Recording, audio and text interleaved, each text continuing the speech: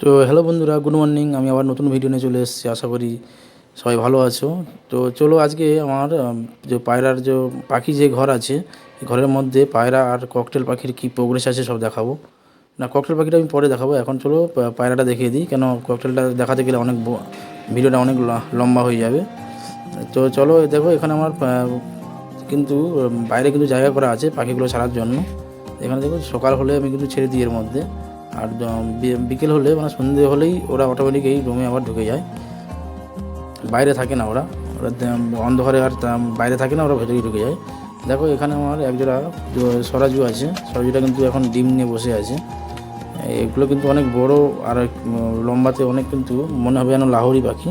আর এখানে দেখো, এখানে ময়ূরপঙ্খী আর হচ্ছে আপনার লুটানো আছে। লুটানো কিন্তু দুজোড়া আছে, দুজোড়াই আপনার হচ্ছে বাচ্চা নিয়ে বসে আছে, দুজোড়া লুটানি আছে। আর এখানে দেখো একটা বিস্কুট সিরাজি আছে, এও ডিম নিয়ে বসে আছে। বিস্কুট সিরাজি দেখো একজোড়া আছে। আর এখানে এইসব বাচ্চা সব সেলের জন্য আছে। ময়ূরপঙ্খী বাচ্চা আছে, লুটানের বাচ্চা আছে, সব সেলের জন্য।